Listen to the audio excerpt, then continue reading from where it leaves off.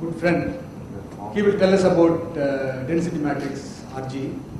Originally, he was supposed to talk about time-dependent RG, but based on requests from various friends, he will go into the details, nuts and bolts of DMRG.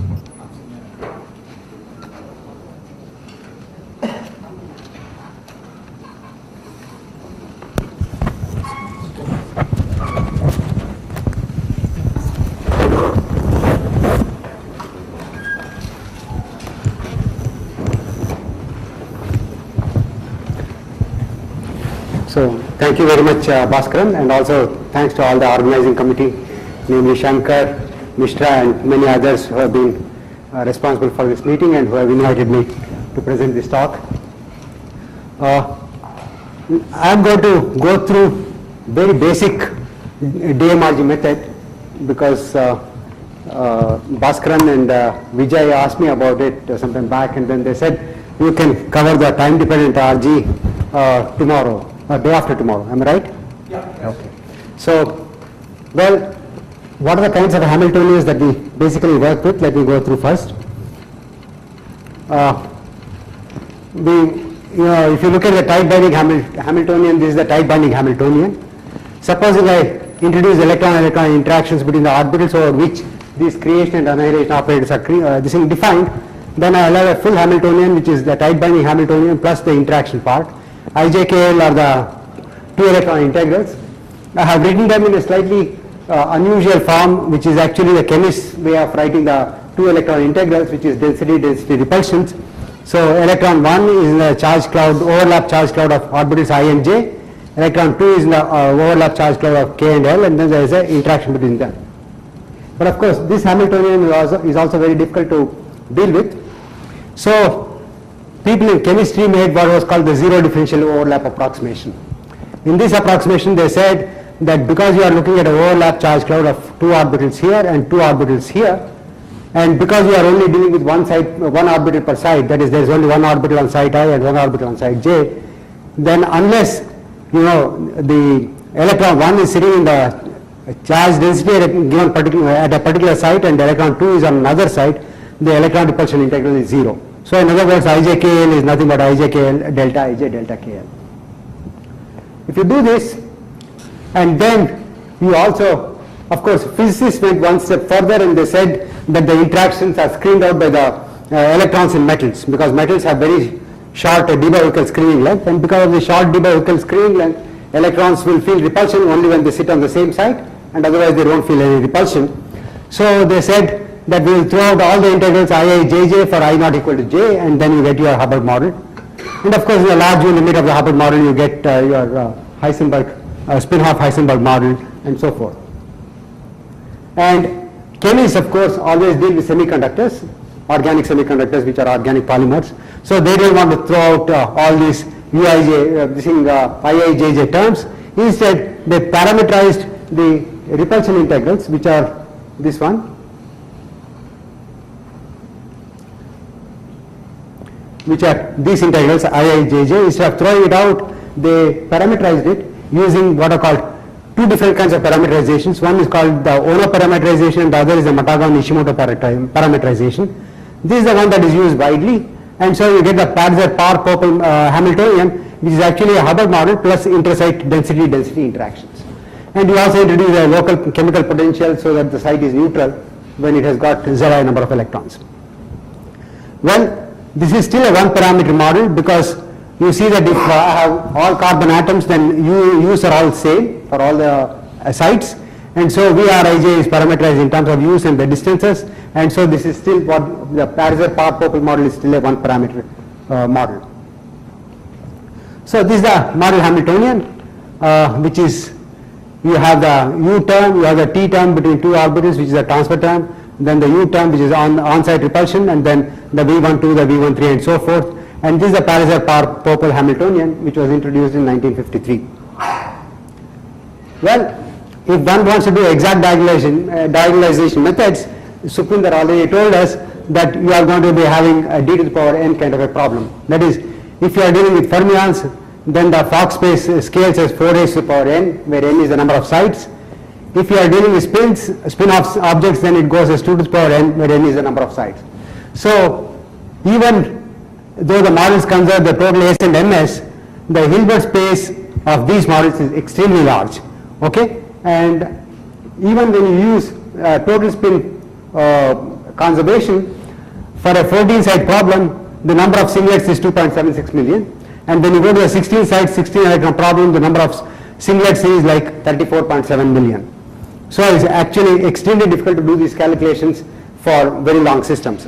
So I think the present day limit would be probably 18 sides, 18 electron system with all symmetries possible. Then probably you can, breaking your back, you can do the calculations. So ED methods are really not good for systems where you cannot do the extrapolations. See, usually what people do in these exact diagonalization techniques is that they calculate energy per side, or they calculate the optical gap or whatever, and then try to extrapolate it as a function of inverse function of the chain length, and then extract the thermodynamic limit information. But if you are looking at polymers like which are called polyparaphenylene vinylines, which has got 8 sides per unit cell, then you can only do the extrapolation over 2 unit cells, and it doesn't make any sense. So that is the reason why you cannot do these calculations using the exact diagonalization methods, and polyene problem has been beaten to death, which is actually 2 carbon atoms per unit cell, so you can actually do the calculations for about 8 to 9 unit cells and get extrapolated data which are reliable. But you cannot do that for real polymers which are important in organic electronics.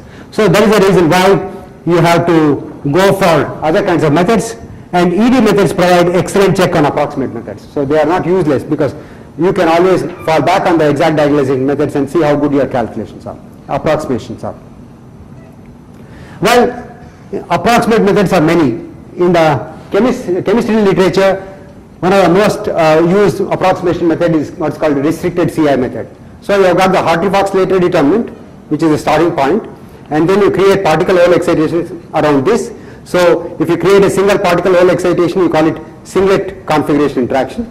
You can create 2 particle hole excitations and 3 particle hole and so forth. So people do SDCI methods. The problem with SDCI methods or restricted CI methods is that it is not size extensive. So because it is not size extensive, you cannot do extrapolation of quantities to the thermodynamic limit. Then there are other size extensive methods like coupled cluster methods, which have not been widely used in the context of these model Hamiltonians, and also they are quite complicated to use. So that's why it's not become very popular, but still in the nowadays you do see coupled cluster methods actually bundled into various kinds of quantum chemistry packages. Then you have the quantum Monte Carlo methods. Quantum Monte Carlo methods for fermions, particularly if you are going into higher dimensions or longer range interaction, longer range transfers, and if you are also away from half filling, you have got all these sign problems, and because of that you cannot do the quantum Monte Carlo methods. And even with quantum Monte Carlo methods, getting information about excited states is very difficult, because if you want to do that, then there are tricks, but again pretty expensive and difficult. So then you have the renormalization group methods, which are the energy eigenvalues. There are 2 kinds of renormalization group methods. The numerical RG method, which was based on the energy eigenvalues, and the other one is a density matrix eigenvalue based methods. So this is something that Miles spoke about in the morning. So supposing you want to do a renormalization group method, supposing I take 2 boxes of length L by 2, and from the eigenstates of the 2 boxes of length L by 2, I want to construct the eigenstate, the ground state eigenstate of the box of length L. You see that if I have 2 eigenstates like this, then there is no way I can get rid of the node at this point, so I will never converge onto this one, but actually I will converge to the first excited state. So that is the reason why you cannot do an energy based methods, and this has proved to be actually in quantum systems. People tried it, Chewy and Bray tried it in the late 70s or early 80s for spin chains, and then it turned out to be giving you very bad errors of about 5% for the this ground state energy per site for the spin half Heisenberg model. So that's the reason why you cannot do these kinds of things. But on the other hand, you want to do density matrix based methods. Well, density matrix based methods are not new to chemistry, because one of the things that the chemists used to do was take the 1 particle density matrix and get the eigenstates of the 1 particle density matrix. The 1 particle density matrix eigenstates are called natural orbitals. So you keep all those natural orbitals which have large density and then construct your Slater determinants around these natural orbitals and then do a configuration interaction calculation, in which case you would get a large part of the correlation energy is regained in your calculation. So density matrix method was quite well known, but it was not tied to, yeah. In the first place, how do they get the density matrix? You see, you start with a Hartree fork and then do a, either a Myler-Placet perturbation theory or CI. You get your eigenstate. From the eigenstate, get the one particle density matrix, and then use the one particle, the natural orbitals to rewrite your Slater orbitals, and then keep continuing. Okay. So iterate. Of course, this does not have the RG component. The way density matrix renormalization group method is different from this natural orbital basis is in two very important ways. One, you are not looking at just one particle density matrices, but many particle density matrices, and you use the eigenstates of many particle density matrices to span the Fock space of your system block. And then the second one is that you also keep augmenting the system as in the RG approach. So you keep adding two sites or one site or three sites depending upon the kind of problem you are working with each time, so that you augment the system. But when you augment the system, you want to construct your Hamiltonian matrix which is of the same dimension as before. Only the Hamiltonian matrix elements are different. So you are renormalizing the Hamiltonian in that sense. The coupling constants are changing constantly as you keep increasing the size of the system, but the size of the Hamiltonian matrix or the size of the Hilbert space that is spanned is not going to be increasing. So this is what the density matrix renormalization group method is. And now let me go over to the implementation of the density matrix renormalization group method for the simplest case of a spin half chain. So in the spin half chain, you have, let's start with the four side problem. Okay, I have four spin halves and I have taken open boundary conditions so that my Hamiltonian is S1 dot S2, S2 dot S2 prime, S2 prime dot S1 prime. The primed sites are always on the right side of the block and the unprimed sites are on the left side of the block. And if you look at the left block has the states, Fock space states, which are these four states corresponding to two down spins, two up spins, spin one down, spin two up, or spin one up and spin two down. So these are the four states you have. Now, use this Hamiltonian and construct a, so if you have four spins, you basically have the basis states are actually the direct product states of the left side Fock states and the right side Fock states. So you basically have a 16-dimensional Fock space. So in this 16-dimensional Fock space, you can write down your Hamiltonian matrix. That's quite simple because each one, S1 dot S2 can be expressed as S1Z, S2Z plus 1/2 S1 plus S2 minus plus S1 minus S2 plus. So you know how to operate by these things on these spins, and so you can pick up the coefficients.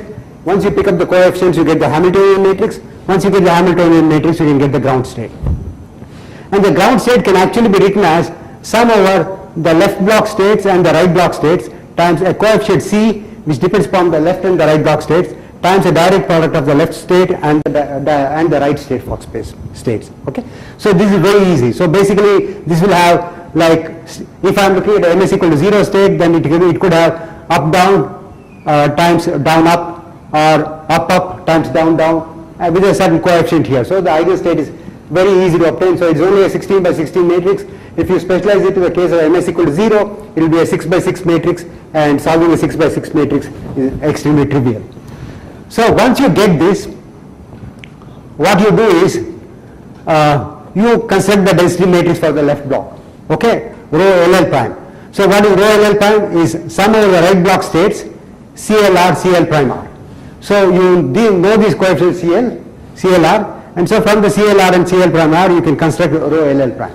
So this is actually a 4 by 4 matrix because L and L prime are actually, L belongs to a Hilbert space of dimension 4. Now you can diagonalize the density matrix. So you obtain eigenvalue mu lambda and the Ket vector mu lambda as the eigenstates. Now what you do is, now let me jump to something that is more than 4 states, because 4 states is too small. So assume that you had actually done this calculation for a fairly long enough chain that you had something like 256 or 512 is the dimension of the left side space, because if it is 256, it means that you are working with a 16 side chain, and then you have the density matrix for the 8 side chain. So you will have something like 256 density matrix eigenvectors if you were to deal with a larger problem. And now what you have to do is you want to construct a renormalization matrix OL which truncates based on from the 256 dimensional space to, let us say, a 128 dimensional space, which means you only keep 128 dominant eigenvectors of the density matrix. So you order your density matrix eigenvalues in a decreasing order, keep the first 128, and the first 128, the eigenvectors corresponding to the first 128 eigenvalues is what will be used in the construction of the renormalization matrix OL, and these are all nothing but the column vectors. Mu1 is the column vector which is 256 elements are there, mu2 is another 256 element, and mu128 is also having 256 elements in the column. So basically this OL matrix is a L by M matrix. If L in our case was 256 and M in our case was 128, then you see that this is actually 256 by 128 matrix. So you can repeat this also for the right block. Okay? And of course I was telling somebody that block diagonalizing, diagonalizing this matrix, the density matrix rho, is a very, very easy job, simply because rho can be written in a block diagonal form corresponding to different MS values. So usually even if it is 256 by 256 matrix, it is block diagonal corresponding to MS is equal to 4 all the way to MS is equal to minus 4. So you have 9 blocks. Each of these blocks is small enough that you can actually obtain the eigenvectors and the eigenvalues quite easily without resorting to any of the more advanced techniques for actually obtaining the eigenvalues and eigenvectors, or doing the singular value decomposition like Sukhwinder was talking about. So in this case, repeating for the right block won't be very different. It won't be, if you have a symmetry, then you can actually use the same thing. Your Hamiltonian has that symmetry. Depends, the correct Hamiltonian has a symmetry, but in general it may not have the symmetry. Okay, but because depends, if you are having heteroatoms in a chain like polymethane amines, carbon, nitrogen, you will not have symmetry. So you repeat this for the right block as well, and once you get the density matrix, then you can write down your Hamiltonian matrix corresponding to the left block. So for the left block, the Hamiltonian matrix is just a 256 by 256 matrix, or in the simple case that I took, it is just a 4 by 4 matrix. Okay, so supposing L equal to 4 and M equal to 2, which is very bad approximation. So you will have a 4 by 4 matrix, and you have kept only 2 vectors in the density matrix, in the renormalization matrix, so that OL will be a 2 by 4 matrix, HL will be a 4 by 4 matrix, OL dagger is a 4 by 2 matrix. So when you do this transformation, HL gets renormalized to HL tilde, which is actually a 2 by 2 matrix. So it's simple matrix multiplication. So all you need to do is you have a non-square matrix O, which is of the which is a M by L matrix, and M by L matrix, and then you have your Hamiltonian for the left block, which is a L by L matrix, and M by L by L by L by H, L by M matrix will be the M by M matrix that you will get. So it is very simple to do this, and so this is the renormalization. So you can also renormalize all the other kinds of matrices. For example, for the site 1, I want to find out what the matrix S1Z is. So S1Z matrix for the site 1 will be a diagonal matrix, and because it is up is the first state, the first state diagonality will be half, and down for the second one, the second diagonality will be 0, minus half, third one will be plus half, minus half, like that. So you can very easily write down this matrix for the SZ. So once you write down the matrix for SZ, you can also renormalize the SZ matrix. So you have to renormalize all the necessary matrices for calculating the Hamiltonian matrix element at the next stage. Okay, so this is how you renormalize it, and then you repeat the process for the right block.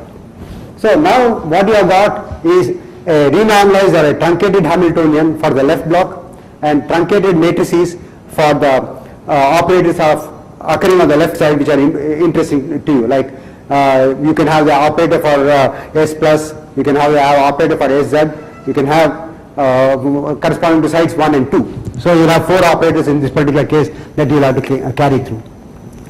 So now I'll augment the system. And how do I augment the system? I add two new sites in the middle. So I call them 3 and 3 prime. So now the left side, earlier the sites 1 and 2 were actually spanned, the Fock space was spanned by the 4 states up, down, up, down and down, up. Now it is going to be spanned by only probably 2 density matrix eigenvectors, no more the 4 states. So it's only the 2 density matrix eigenvectors. So this block is only a 2 by 2 block for the Hamiltonian. So if I write down the Hamiltonian of the augmented system, then this is the Hamiltonian of the left block, the Hamiltonian of the right block, interaction between the two new spins S3 dot S3 prime, interaction between the spin at site 2 of the left block with the new spin on the right and on the left, and then the new spin on the right is interacting with the second spin on the right block. So this is HL plus HR plus S3 dot S3 prime plus S2 dot S3 plus S3 prime dot S2 prime. So this is the Hamiltonian. Now what I have to do is obtain the Hamiltonian matrix. Now to get the Hamiltonian matrix I use a mixed basis. The mixed basis that I am going to use is the density matrix eigenvectors of the left block, which I call mu, and then the Fock space states, which is either the spin is up or down for the sigma 3, and then I have the sigma 3 prime, which is again up or down, and the 2 density matrix eigenvectors on the right, which I call mu prime. So I have a mu prime, mu sigma 3 prime and mu prime, and the dimensionality of the space is, this is 2 into 4 into 2 8 into 216. So it looks like just a 4 spin system because the dimensionality of the space is not changed. It is still 2 to the power 4. I started with 2 to the power 4, I am ending with 2 to the power 4. And now I have to write down the Hamiltonian matrix. So I need to write down the Hamiltonian matrix in this basis. The basis is density matrix eigenvector on the left, which I call mu, the density matrix eigenvector on the right, which I call mu prime. Sigma 3 is the density matrix, is the Fock space state for spin 3, and sigma 3 prime is the Fock space state for spin 3 prime. So this is the matrix element I have to calculate, and this matrix element has lots of chronicle deltas simply because of the orthogonalities. So you have mu S tilde L, mu, so this is the matrix that we have already calculated, and this appears only for delta sigma 3, tau 3 are the same, sigma 3 prime, tau 3 prime are the same, mu prime and mu prime are the same. Similarly, you can write down for the right, and when you come to the mixed terms, for example like sigma 3 times sigma 3 dot S3 prime, then you have the matrix representation of S3 in the space of up-down spins, and then S3 prime you have in the space of sigma 3 prime, tau 3 prime, so you can write down this, and for this one you have it in the mu basis and sigma 3 tau 3 basis. So you can just, it's a matter of writing down several direct products of matrices. So it's simple direct product of matrices, and you can get your Hamiltonian matrix. Once you get the Hamiltonian matrix, what you do is obtain the ground state, and once you get the ground state, go back and do this particular thing. So when you do this, you get the density matrix now not in terms of rho L and L prime, but rho L sigma 3, rho L prime tau 3. Okay, so that is the basis in which I will get the density matrix eigenvector, because the left part now is actually a combination of the old density matrix of the two-side problem multiplied direct product into the spin states of the new spin. So this is actually the one that gives you L will be actually mu times sigma 3, and L prime will be mu times tau 3. Okay, so this is the one that actually gives you this three arms for your tensor. One is mu, the other is nu, and third one is actually sigma 3. Okay, so it's actually the 3 arms correspond to one of the raw spin and the other 2 are the density matrices, matrix eigenvectors. So I will come to that one later on, but that's how we will get the equivalent of the tensor. So now what you do is obtain the desired eigenstate of the augmented system. New left and right density matrices of a new eigenstate, new renormalized left and right block matrices. Okay, the Hamiltonian, the spin states, everything you can renormalize and obtain the new renormalized matrices. And once you have got all these renormalized matrices, you are ready to add 2 more sites. So you can go to the 8-side problem. The 8-side problem again has the same dimensionality. So the dimensionality of the matrix will always be 4m squared because I am dealing with a spin half problem and I am adding two sides at a time. And the dimensionality of the number of density matrix eigenvectors I have retained is m. Okay?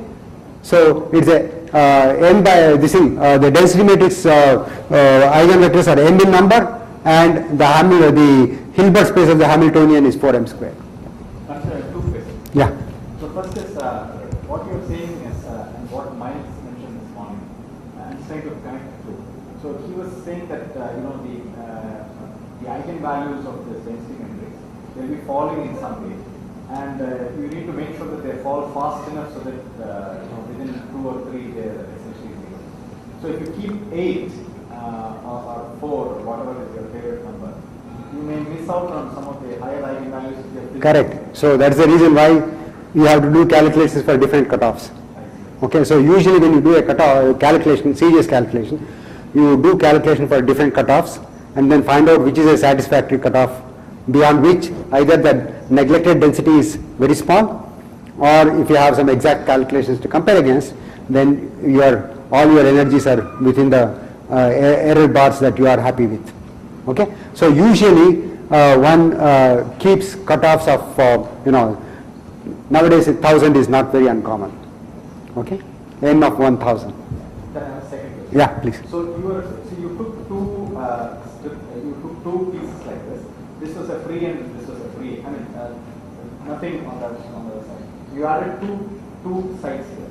So instead of to neglect or to get rid of these end effects, why don't you think of a geometry like this, and one here and one here? Yeah, that's what I have done for cyclic boundary conditions. It works very well.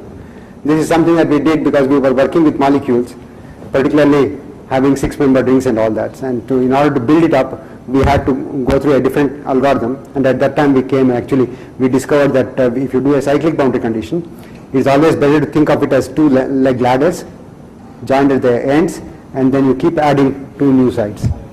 Okay, and that's something that I'll talk about. For cyclic boundary conditions, that's the best way of going about, because otherwise it is error prone.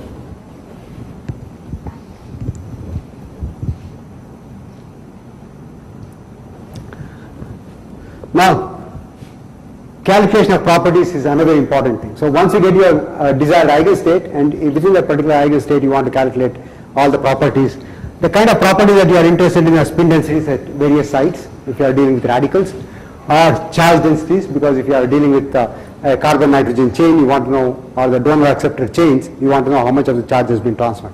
For example, TTF, TCNQ system, if you want to model, and then you want to know how much of the TTF has donated how much electron into the TCNQ, that kind of things that you will need to know. So for that you will have to calculate these expectation values, which are quite straightforward. This is something that I think, I don't know whether it was Sukhvinder or Miles, they talked about. Basically, it is nothing but the matrix representation SIZ, I think you spoke about it. So all you do is you have your matrix representation of the SIZ operated on mu basis, and the expectation value is nothing but C mu sigma sigma prime mu prime, C nu sigma sigma prime mu prime, so that it is actually a summation over all the states, but making use of the fact that you have the chronicle deltas between the states on the left and the right. Okay, and the broad side and the ket side, the sigma and the sigma prime must be the same as tau and the tau prime. And mu and mu prime must be the same on both sides. So only matrix that comes in is this one. So it's quite easy to calculate these kinds of quantities. Now you can also calculate correlation functions. Okay. Now calculating correlation functions, one has to be careful, because if the two operators that you are dealing with are on different blocks, then it's very easy to calculate. You don't lose the accuracy. So if they are on different blocks, like one of them is in the left block and the other one is in the right block, I shall put J prime here, I made a mistake. So SI Z Sj prime Z is what I am looking at. Then you know that you can again calculate it in the usual way. Just simple, straightforward elementary quantum mechanics. You can get the expectation value of this one. But if the two side operators are on the same side of the chain, this is error prone. This is not good. So what you need to do is, whenever this happens, so for example, many a times you will have to calculate things like bond order. So bond order is the AI dagger AI plus 1, plus the Hermitian conjugate, that is the bond order operator. So if you want to calculate the bond order operator, then this is a very bad way of going about. So for doing that, what you would do is use the first time that this pair occurs, SIZ, SJZ occurs on the left side, you construct the matrix for the product. And you keep renormalizing the matrix, the product matrix every time. So you deal with it as if it is a single matrix and then keep renormalizing it, and then you calculate the expectation value. So this is very important, because if you want to calculate correlation functions, if you do a brute force correlation function calculation where even for the same block you have taken just the product of the matrices SI, Z and the matrix SJ, Z, and then try to contract it, then you will be having large errors. So in order to avoid the errors, you will have to actually do this renormalization of the product matrix. And this renormalization of the product matrix is the one that actually creates a lot of problem, particularly when you want to calculate correlation functions and obtain structure factors and so forth.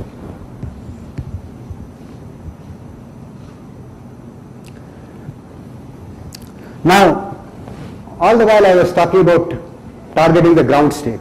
So how do you get the excited states?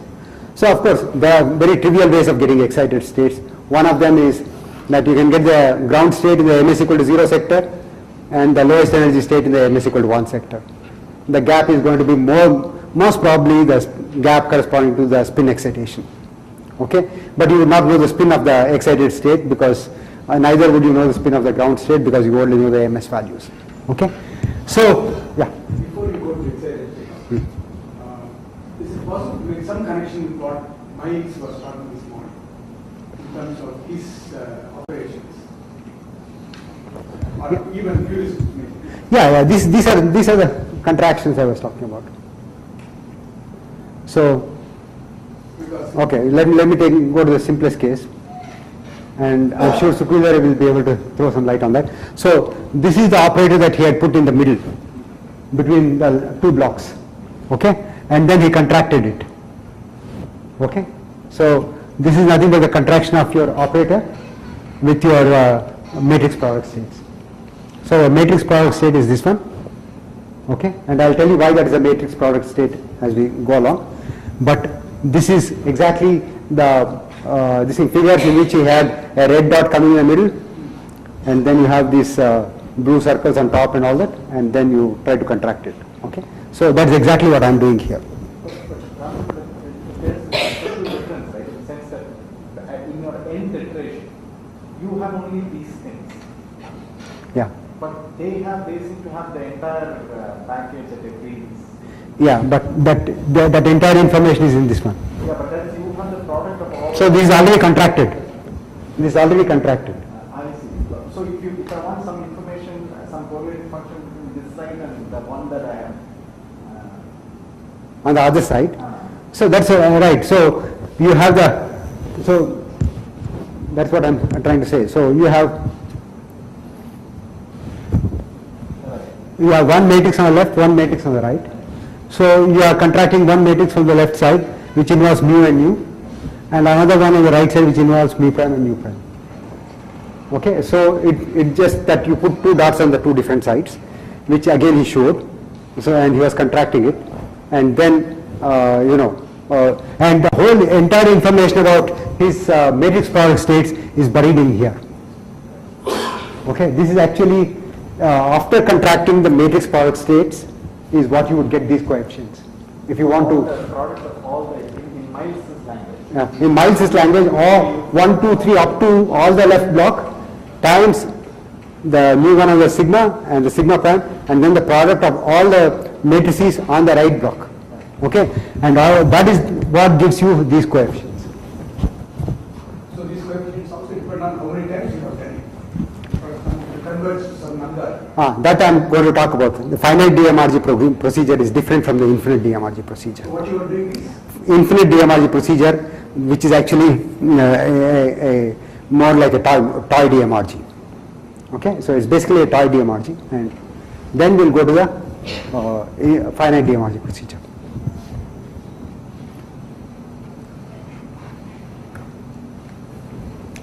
Okay, let me see how we can target the excited states. So If you want the first excited state psi1, then what we do is, right from the beginning, we construct the density matrices corresponding to from the psi1 instead of from psi g or psi 0, and we can go through the entire calculation. So that way we can get the excited state psi1 within the ms equal to 0 sector. Of course, if you want the excited state, the lowest excited state is in the ms equal to 1 sector, it's trivial to get it, because you get the lowest state in the ms equal to 0 and the ms equal to 1 sectors, the difference in energy will give you the spin gap. Okay, so supposing it is not the spin gap. See, because what happens is many times in molecules, the lowest excited state can be is a triplet state, and the second excited state is a singlet state. So often you want to get the gap between the lowest state and the second singlet state. Okay, so you have to get various different kinds of gaps. I'll come to that one in a while. So you can do this psi1, but if you want to simultaneously target psi 0 and psi 1, even that is possible. All you need to do is you take an average density matrix. So Wi is the weight and rho I is the density matrix corresponding to the state psi I, and then you construct the average density matrix as I equal to 0 to p, where p are the states you are targeting, p plus 1 are the states you are targeting. So you can actually obtain the density matrix eigenvectors and assume that these density matrix eigenvectors span in a balanced way all the states from ground state 0 to the peak excited state. Okay, so it's a hope. It may not be realized, but it's a hope, and you can do that.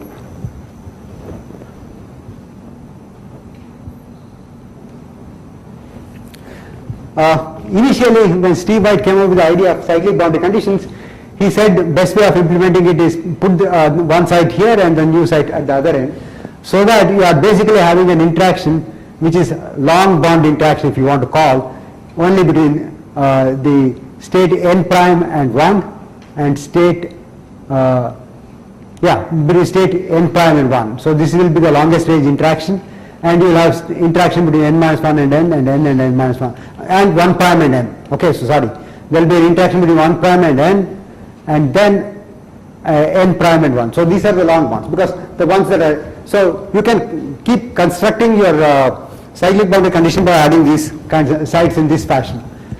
But the problem is that these kinds of interactions that you introduce are extremely error prone, because if you look at the density matrix corresponding to the operator matrices of the operators corresponding to site 1 prime, it will have undergone many times renormalization.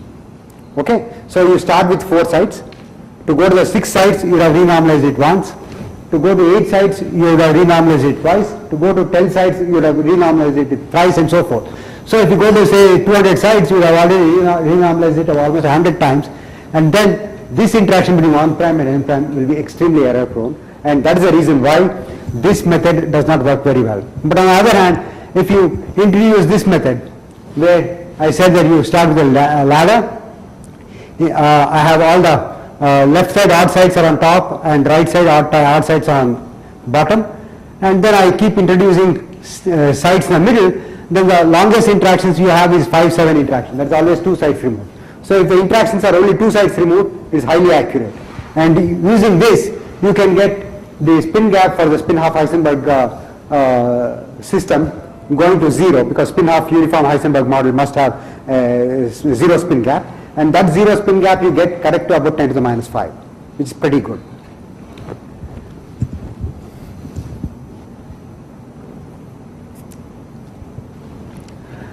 So you do a finite system DMRG whenever you are interested in obtaining the eigenstates of a finite system of 2n sites.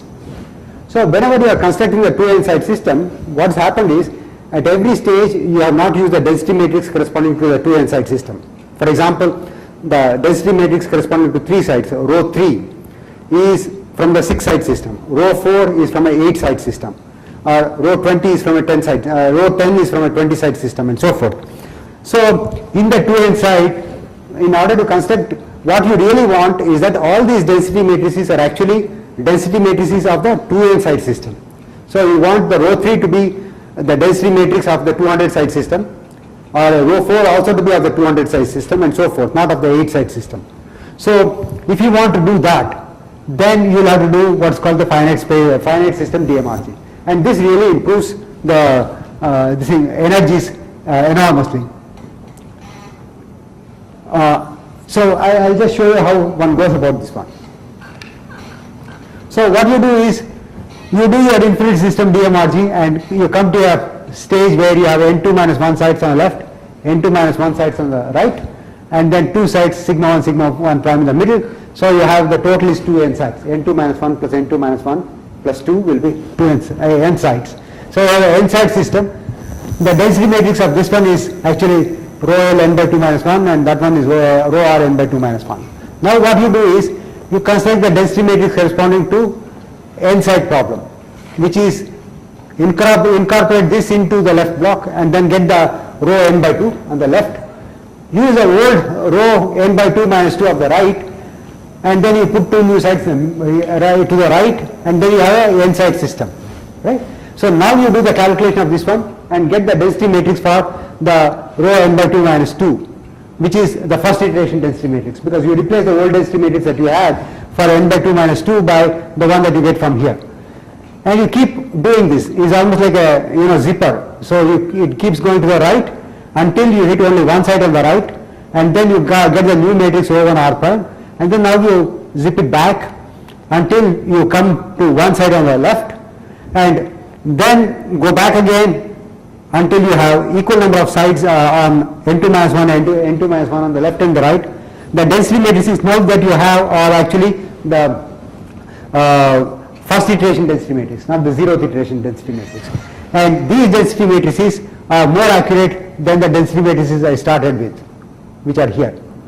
So because of that, when I do the calculation of the ground state energy, or the energies and the eigenvalues, they are much more accurate in this particular case. So that's how you do your finite system DMRG. So why is it more accurate? Sorry, I missed Huh? that.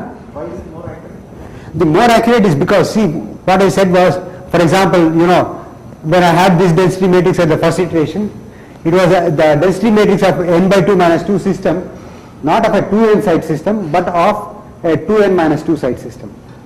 Okay? But you really want the density matrix to be of the 2n site system. Okay? In order to make it more accurate. So initially you started with density matrices of smaller systems, and not density matrices, small density matrices corresponding to large systems. So this is this way of doing it, your first row is some guess of the... Correct. That's the one that he was talking about, psi 0, which was the guess. And then you go to psi 1. So that's exactly what he was talking about, that going the DMRG space from psi 0 to psi 1 to psi 2 and so forth. That nice picture that he had was actually exactly this one. So I guess that means you will run this simulation in the infinite system up to some level. Up to some level. And then you will come and do this Zipping back and forth until you are satisfied.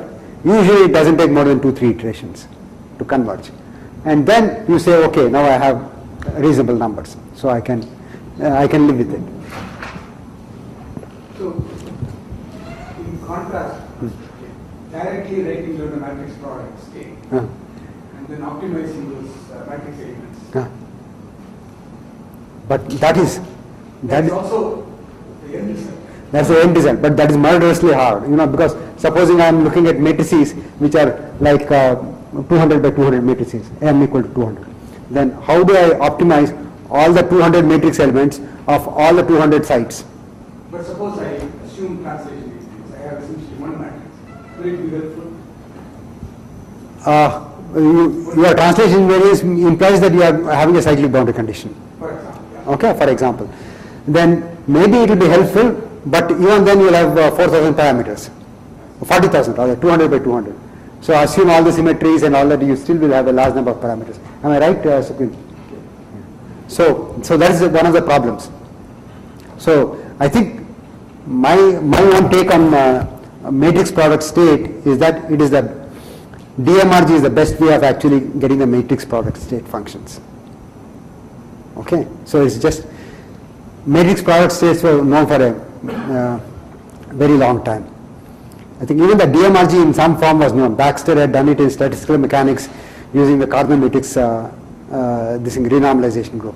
If you go to Toshino's website, the Kobe University, so you will see Baxter had done it in 60s. Okay, so but that was actually going from a this thing, treating the two-dimensional classical model as a one-dimensional quantum model, transfer matrix technique. Okay, so I had done that. So, but the point is that a density matrix renormalization group is the one that actually gives you a handle on how to do things. So in this some nice matrix. Yeah. You can write down from Yeah, yeah. See, some somebody was asking if you can display one such end result Huh. in terms of the form of the matrix. Suppose optimized Yeah. Heisenberg chain. Huh. How does it look like in terms of? It looks crazy. similarity in No, it is not in any tridiagonal form, nothing. In fact, if you want to get the eigenvalue, you may actually cast it into tridiagonal form using a Lanczos scheme, but that is not greatly accurate. It's better to use a Davidson scheme. So it is not, I mean, it's not, if you look at the matrix elements, messy. it's messy, but it is sparse. The matrix is reasonably sparse, so we use the sparse matrix techniques. Okay, because of so many chronicle deltas, the matrix is really sparse. So you don't have to work with all the with all the zero matrix elements.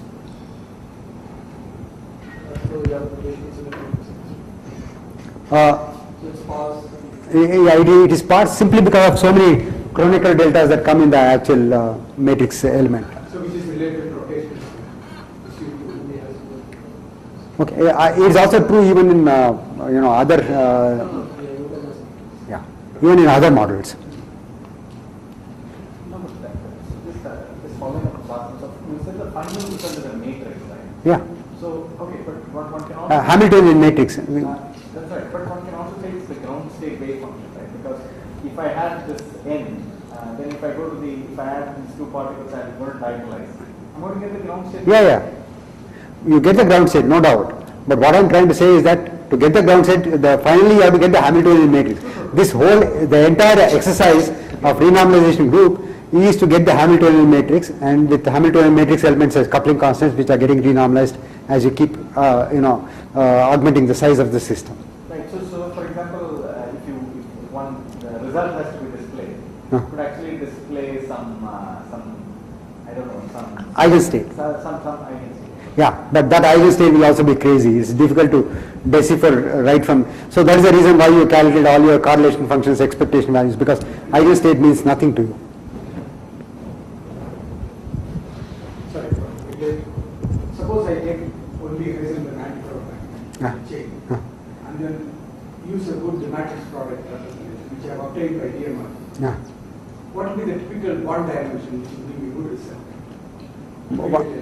Now, what is the bond dimension means? Of the matrix, that is, so you have the matrix. Okay, for the Heisenberg system, Yeah. the truncation M, if you keep 32, then you get ground state energy per site accurate to at least a part per million. See, because the ground state energy per site is what? ln2 minus 1/4, right? So that you get correct to something. So it's 32 by 32 sparse matrix. No, M is 32. Yeah. So 32 squared times 4. That is the size. But then you specialize it to a Hilbert space, saying M is equal to 0. So you can't a priori say what will be the dimension of the Hamiltonian matrix. You have to actually construct it. Okay? Because each of these density matrix eigenvectors have a MS value. Okay? Because that is conserved for the density matrix. So that you can work with a definite MS sector. M is equal to 0, let us say. So M is equal to 0 means that it will not be 4 times 32 squared, the size of the matrix, but it will be far less than that. So it will be less than 1000 by 1000. Yeah.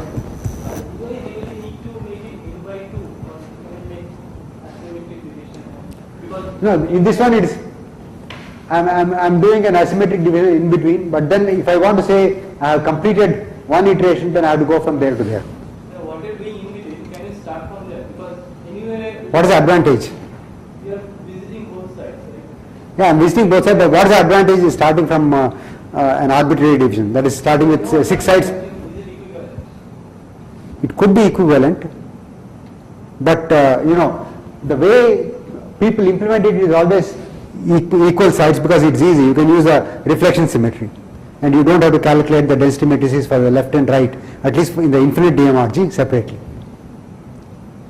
See, in the infinite DMRG, if you have unequal number of sides on the left and right, then you will have to consider the density matrix for the left as well as for the right. Whereas if you have equal division, then you can just use the one on the left onto the right. Okay, so that cuts down the calculation, numerical effort. So the infinite part. That's for the infinite part. Afterwards, of course, when you do the finite sweeps, you have to have unequal ones. But in order to reach this one, you will require, usually the size of the system is at least about 200 sites. Yeah, it's fairly large.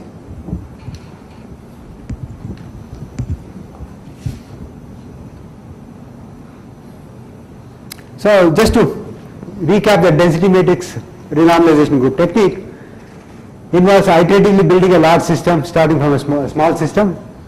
Eigenstates of superblock consisting of system and surroundings is used to build density matrices of the system. Dominant eigenstates, about 100 to 1000 of the density matrix, are used to span the Fock space of the system. Superblock size is increased by adding 2 new sites, very accurate for one and quasi one-dimensional systems such as Hubbard, Heisenberg, spin chains and polymers. So it's about 20 years back that Steve White introduced this technique. So this is also away from half filling in an about model. And you can do that away from half filling also. Yeah. See, we have usually when you want to get the charge gap of a system, then no, not that.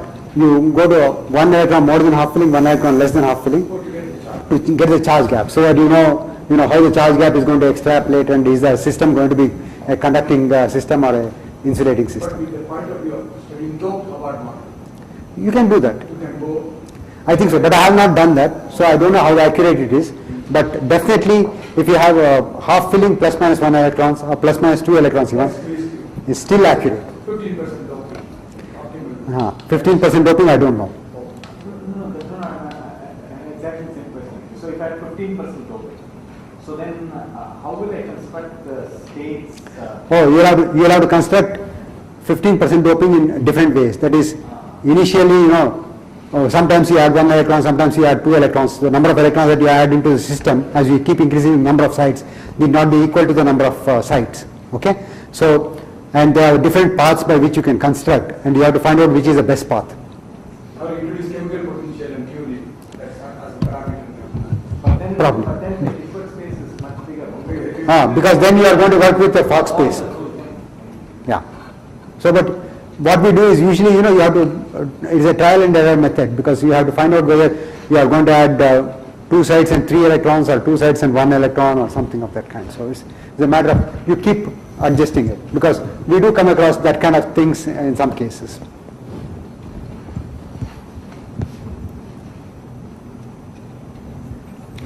Now I want to make an explicit connection between DMRG and matrix product states. Okay, so let us assume that we did the finite DMRG, and then we went into the limit case where I have n minus 1 sites in the left block and only 1 site, which is the nth site on the right block.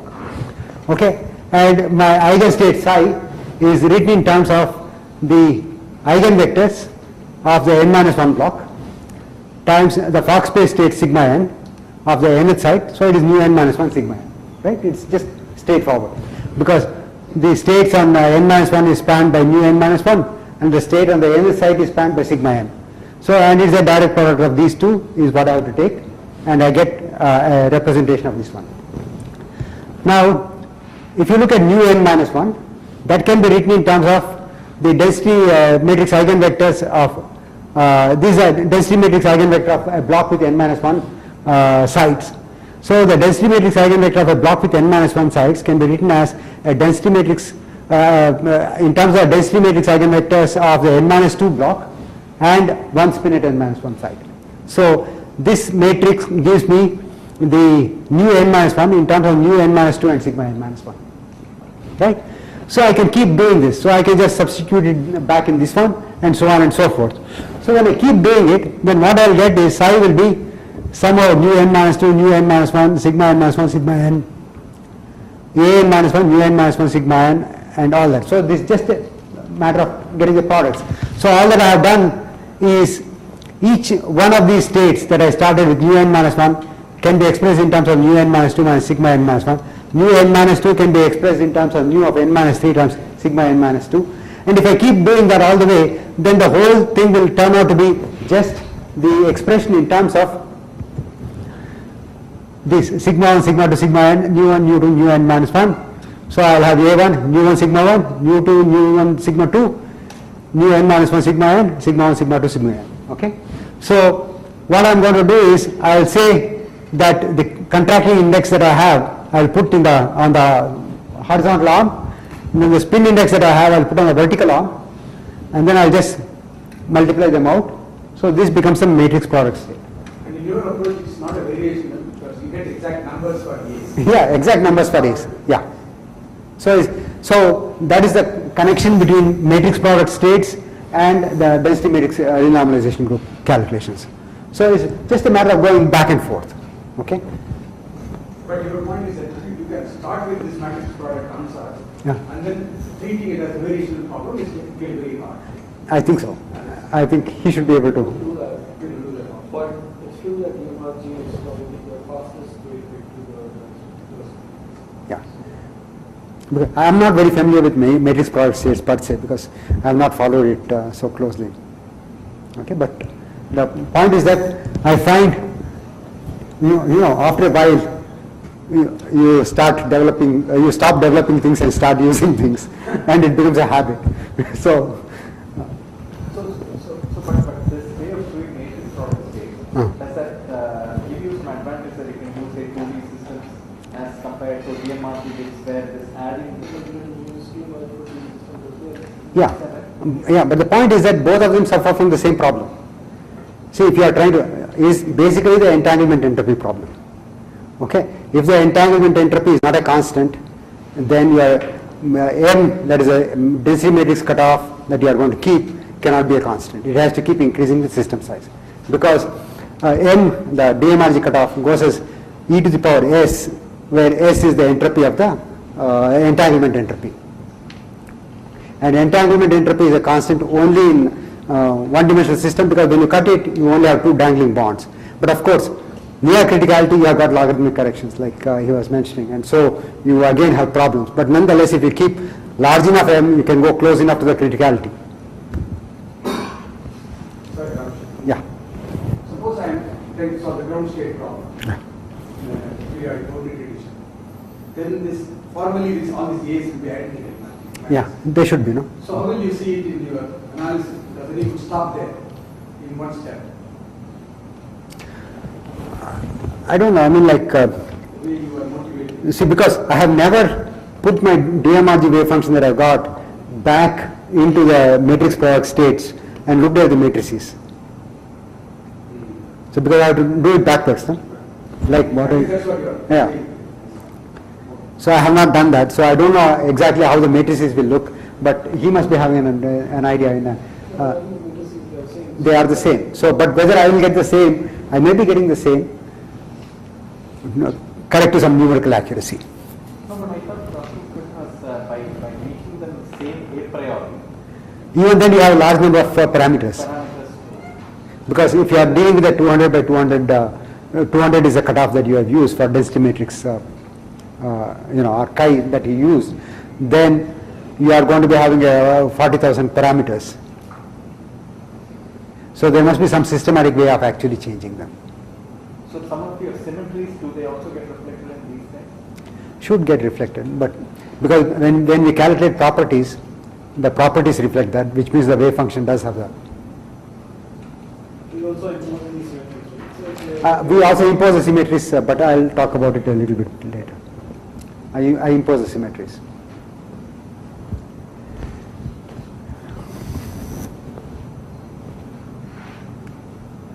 So basically, this is what I was talking about. If you are looking at entanglement entropy, then this is the entanglement entropy. If you have the density matrix rho L, you have the eigenvalues mu alpha, then this is the entanglement entropy. And this area law says that area between system and then this thing says that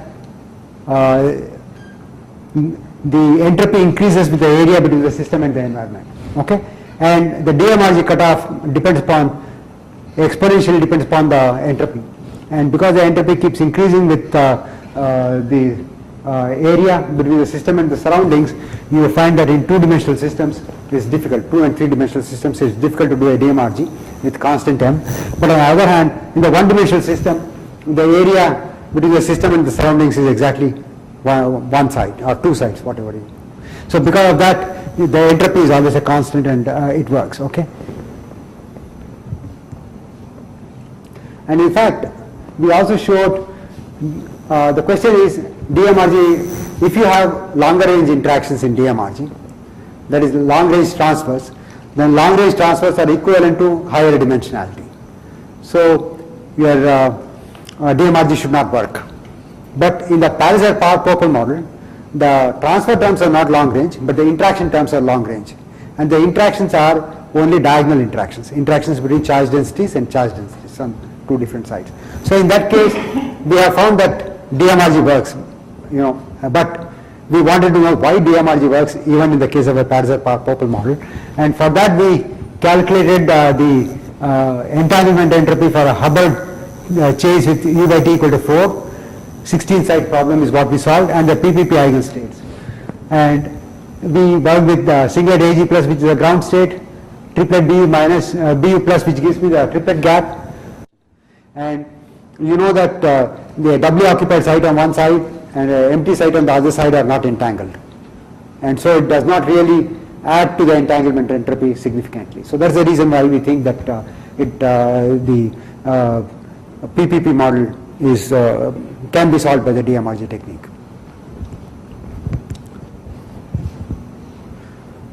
Bhaskaran, I can go into various things, but you can tell me when you want me to stop. I will stop. Okay, but okay. Yeah, because I am not trying to finish everything that I have written out. I want to go through slowly because that's what you want. Okay. Now I will talk a little bit about our own work on the symmetrized DMRG method. And the question is, why do we need to exploit symmetries? You go back. You have a number for this entropy, Hubbard model. Yeah. Is it anything related to that what we know in terms of Hubbard model physics? Because normally we don't ask this question. No, but I just computed the numbers and found that they were very similar. Okay. And we also, this is something that we found, and then supposing we also did the icosahedral clusters, which we could solve using the, and in that case, the entanglement entropy was very large. Well, it's a three-dimensional cluster, so when you break it, then so I don't know what these numbers actually mean, except saying that I have the density, the states with states with low density matrix eigenvalues and states with high density matrix eigenvalues are the only things that are contributing. When the density matrix eigenvalue is like 10 to the minus 30, it contributes very little to entropy. When the density matrix eigenvalue is more close to 1, it also contributes very little to entropy. So it is these two extreme kinds of things that are actually having a larger presence in the wave function than the ones where you have homogeneous distribution of charges probably. And when you push this calculation to u equal to 0, Yeah. then there is to be logarithmic the entanglement entropy. Fermi we separated two systems, it goes log n. Okay. No, we did that. We have done that for the Huggle chains only to compare. We have the results. It has appeared in JFA's ConMat. Okay. So, but because that becomes a critical system, gapless okay, system. gapless system, correct. Then, Huggle model with uniform transfer integral. so you have this. Yeah. So, but I have not looked at it, but we can do the calculations. Yeah, it will be a gapless system in the thermodynamic limit.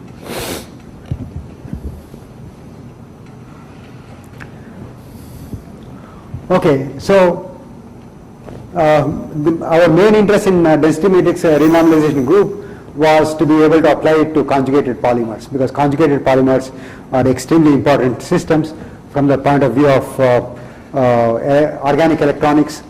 Today you see them in organic light emitting diodes, and Already they have got organic photovoltaic cells which show efficiency of about 10%, and you can have organic thin film transistors, all kinds of things that you can do. And processing is very simple, so people are interested in these materials. And for that reason, we were actually looking at methods to study these things, and DMRG was probably the ideal method for studying these things. But of course, when you are looking at polymers, the important states are not just the ground state, but the lowest dipole excited state, because that is going to tell you whether a polymer is going to be fluorescent or what is the kind of intensities that you will have when the polymer starts luminescing. And you also need to know the lowest triplet state, because nowadays it's very important, particularly in the context of multi-exciton generation in the photovoltaic cells, organic photovoltaic devices. And then the lowest two photon state, because the lowest two photon state and the relative ordering of these two states, 1 BU state and the 2 AG state, is extremely important to know whether a polymer is going to be fluorescent or not. If 1 BU state is the lowest state, then the polymer is fluorescent. If 2 AG state is lower than 1 BU, polymer is not fluorescent. It follows from a very famous rule in organic photochemistry called the Kasha rule. And then there are also other states like MAG plus, a state with very large transition dipole to 1 BU state, and BU state is a large transition dipole to this MAG plus state and all that. And you cannot do an unsymmetrized thing, like I said that you can target the excited states using the DMRG, the regular DMRG. That is not useful, because depending upon the system size, the 1 BU state could be the 10th state or the 24th state or the 86th state. It is impossible to predict. It also depends upon the correlation strength.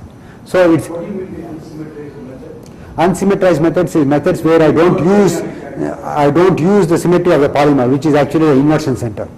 Oh, Okay, spatial symmetry, or I don't use the electron hole symmetry, which is exists. You treat Fermions as Still treat fermions as fermions. I don't use electron hole symmetry, so that my Hamiltonian is not block diagonalized. Okay, unsymmetrized. It's not permutation symmetry. No, it's not permutation symmetry. It's not permutation symmetry. Permutation symmetry, no. It's intact. Yeah, that is intact. That we are not playing around with. So permutation symmetry in terms of whether the spin symmetries you are talking about. Right. It's Yeah, antisymmetry, total antisymmetry. That is completely respected and honored.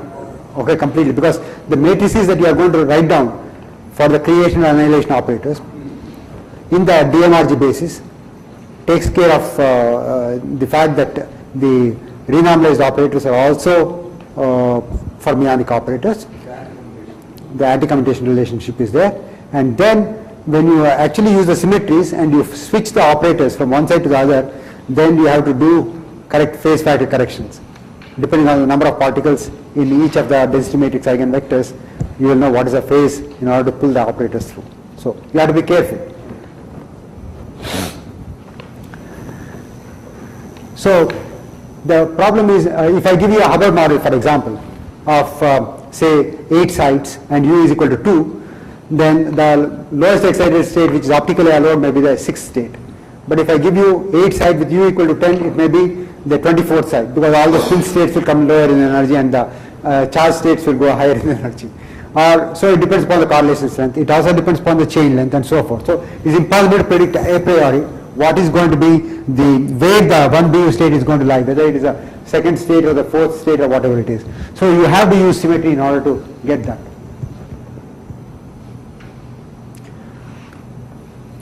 So the kind of symmetries that the polymers have are when all the sites are equivalent and the system is bipartite like a polymer, then you have charge conjugation or electron hole symmetry, or it's also called the alternancy symmetry in chemistry, or it's also called the pairing symmetry or the alternancy symmetry in chemistry. Both terms are used.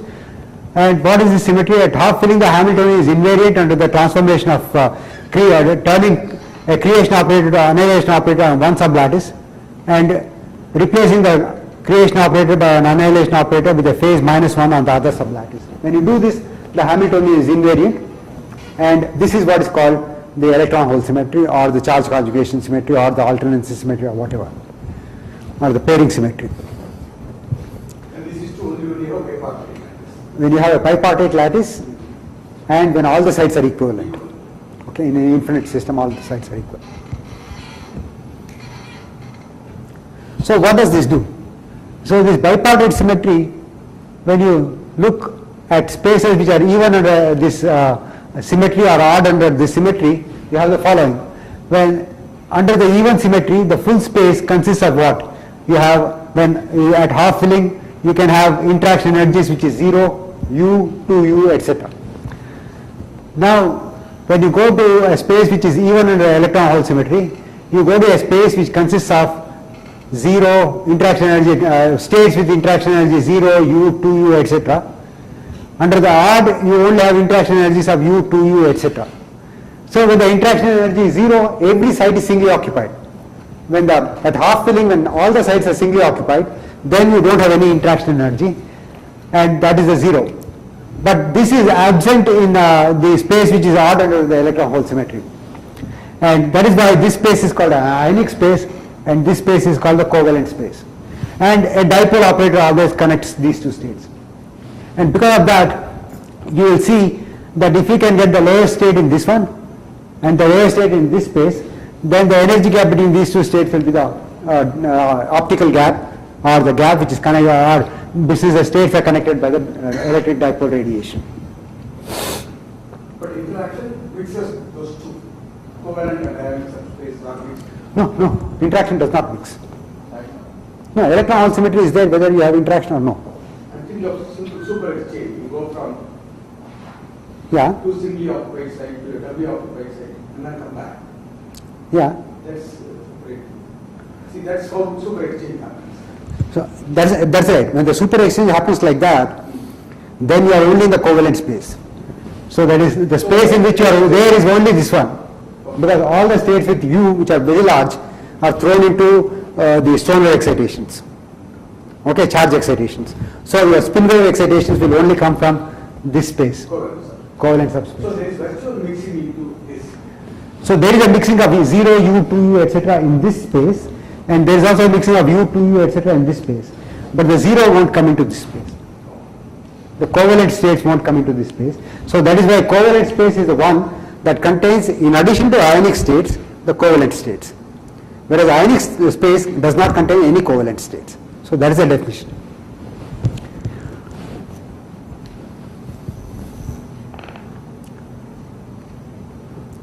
Now, when we are looking at spin symmetries, we are always dealing with non-relativistic Hamiltonians. So the total spin is conserved, the Z component of the total spin is conserved. Exploring Z component of total spin is trivial, because all you are looking at is states which are written with spin orbitals, okay, up spin, down spin orbitals and so forth. But exploiting S squared is hard.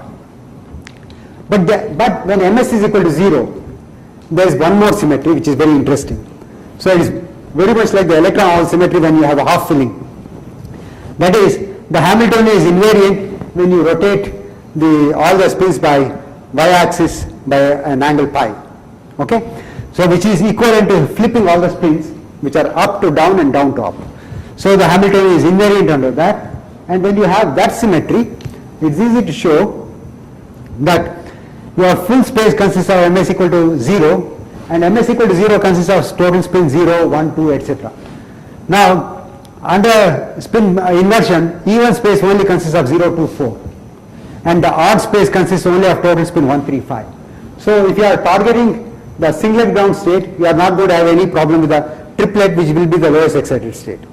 Similarly, when you are targeting the triplet, you will have no interference coming from either the quintet states or from the singlet states. So they are thrown out. Okay? So that is why this particular symmetry is also extremely useful.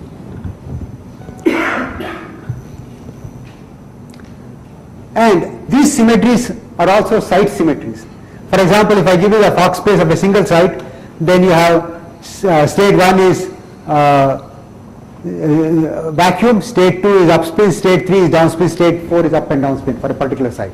Because if you have an orbital can be empty, occupied with an upspin electron, occupied with a downspin electron, or occupied with 2 electrons. So that is what a Fock space is. Now the site electron hole symmetry operator Ji has the property of switching the empty sites to W occupied sites and W occupied sites to empty sites, because wherever you have a creation operator, it is replaced by annihilation operator, and wherever there is an annihilation operator, it's replaced by creation operator, except that there will be a phase one has to be careful about, and you will see that 1 goes to 4 and 4 goes to -1, and 2 will be going to 3 eta is equal to +1 on the A sublattice and -1 on the B sublattice. Okay, 2 and 3 will be interchanging that way. So the site parity operator also has, that is a spin inversion symmetry, also has similar kind of site representation. So which is 1 going to 1, 2 goes to 3, 3 goes to 2, 4 goes to 4, 4 goes to -4. There's alpha beta goes to minus beta alpha, and alpha goes to beta, beta goes to alpha, and empty remains empty. So, 5 minutes, you can wait. Yeah, okay. 3:30, I can finish in about 5 to 10 minutes. Yeah. Okay. I'll just do this symmetry part and then finish. So, because they are site operators, you can represent them as direct products. And you can keep renormalizing them quite easily, because just as you had site operators with spins and other things, similarly symmetry operators can also be renormalized and carried through. So that is a great advantage with this one. I just want to point out, when physicists do this DMRG, normally they don't worry about too many excited states. That's right. In fact, very rarely do they worry about excited states. For example, when they do the Kagome lattice and various things, they are not looking at the spin excitations at all. They are focusing on it, whereas you worry about excited states. Because most of the idea behind using model Hamiltonians is not to worry about total energy, but to worry about the excitation spectrum.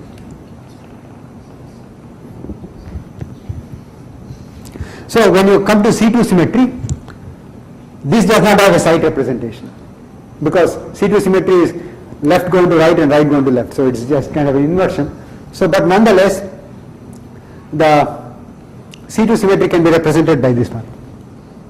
Mu sigma sigma prime mu prime going to mu prime sigma mu, but then there is a phase factor, because it depends upon the number of electrons that are there in the states mu prime and sigma prime. So that phase factor you can write down, and you can get a matrix representation of C2 in the base of mu sigma prime mu prime, and you can also get the matrix representation of J and P in this mu sigma prime basis. Okay, so it is just a direct product of all these things. So the matrix P can also be obtained. So just as you obtain the Hamiltonian matrix for the blocks, you can obtain the symmetry matrices for the blocks, and just as you obtain the Hamiltonian matrix for the entire system, you can obtain the symmetry matrices for the entire system. So once you have the symmetry matrices for the entire system, then you can do simple group theory. Okay, so you can find out how many times a particular representation is present, or rather the projection operator is just given by the irreducible representation character times the symmetry. So this is just the standard projection operator, and the number of times a irreducible representation gamma occurs in the space is just this one.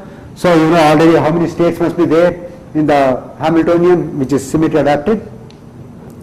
And if you have an unsymmetric Hamiltonian H, then using the projection operators, which are from which, because the projection operators are again square matrices, you will have to throw out all the linearly dependent rows by using either a Gram-Schmidt orthonormalization or by some of the clever tricks. Then you can get this operator, which is a transformation operator, the symmetry transformation operator for a particular symmetry gamma. So you can get the symmetrized Hamiltonian, which is block diagonalized, and you can obtain the energies. You can compute all the properties and so forth. So for example, checks on the DMRG, this is something that we did in 96, already 16 years old. So it's very old work. So you can get from the bit answers the exact gap for u by 2 equal to 4, 1.2867, we get 1.278 from the DMRG. And for u by t equal to 6, we get a gap of 2.895 against 2.893 from exact result. And this is with only about a cutoff of about 150, which was the best we could do those days. And you can also show that the singlet gap for the uniform Hubbard chain has to go to 0. This is actually going to 0. And here you will see the splitting of the excitations. These are the charge excitations, these are the spin excitations. And as you increase u, the spectrum comes down because this is the number of sites on this side and the energy on this side, and you see the spectrum compresses, and in fact these things become the spin wave excitation spectra of the Hubbard model. And I think I'll stop at this point and I'll take any more questions that you may have.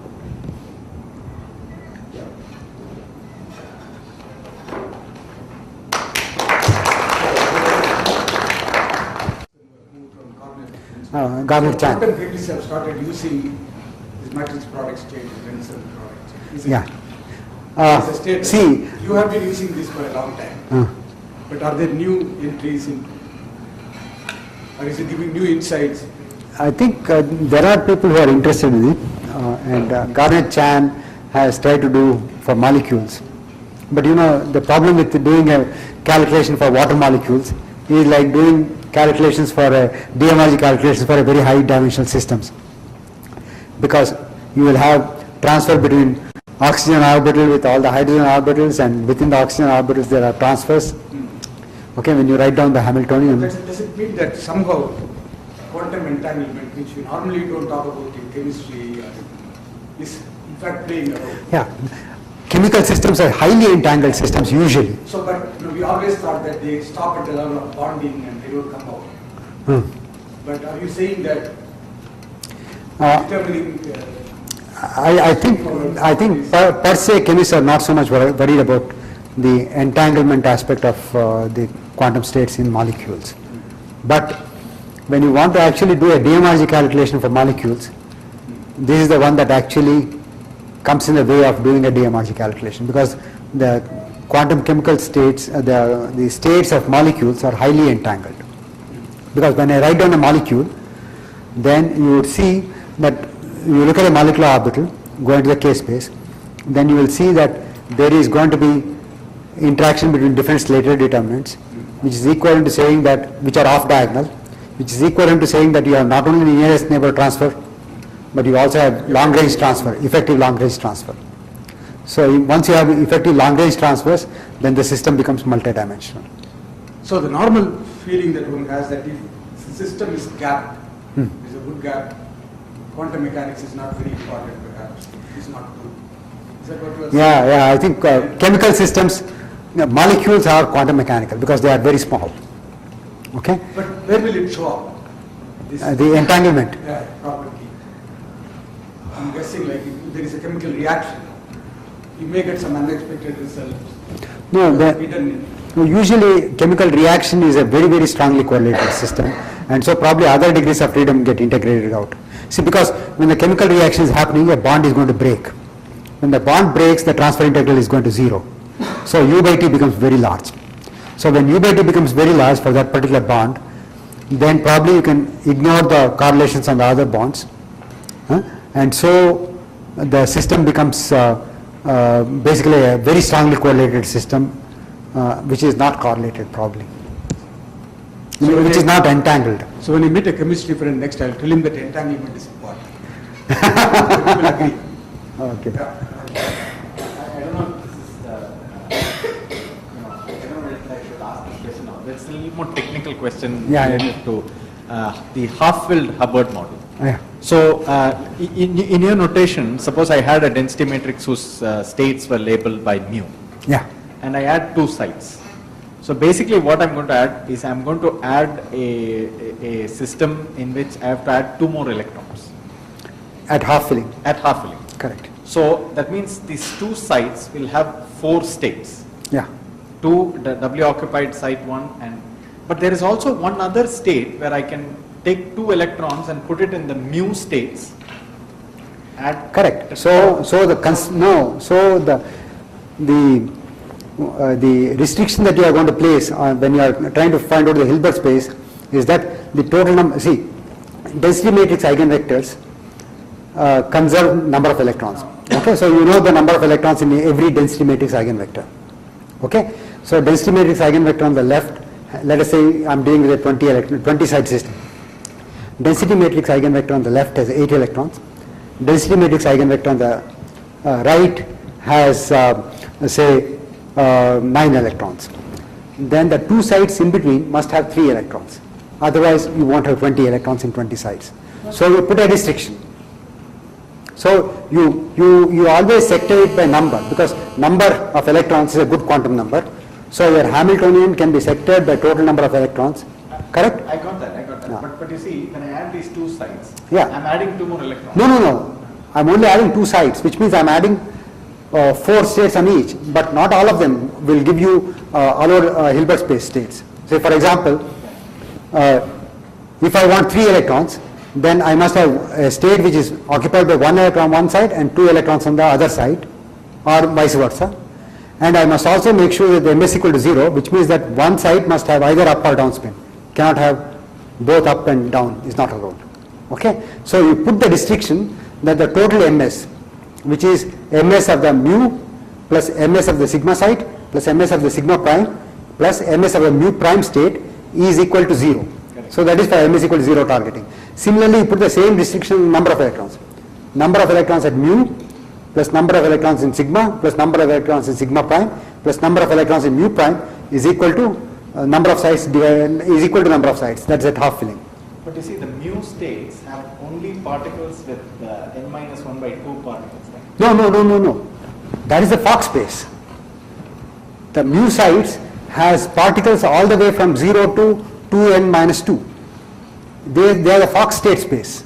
Fock state, they are representing the Fock space. Now they are not representing the Hilbert space. Okay, is a many particle states with different number of particles. So every density matrix eigenvector on the left, for example, I am looking at a 20-site problem with 9 sites on the left. The 9 sites on the left, the density matrix eigenvector can have either 0 electrons or 18 electrons or any number. I see.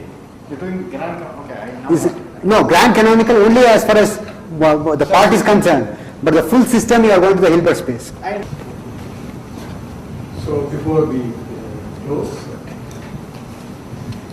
so since coffee time also will have a discussion, we will come back after 20 minutes, 3:50, and then have formal discussion. And there are several questions, we have noted down some of them. So we'll have discussion session going for about 1 hour and a half.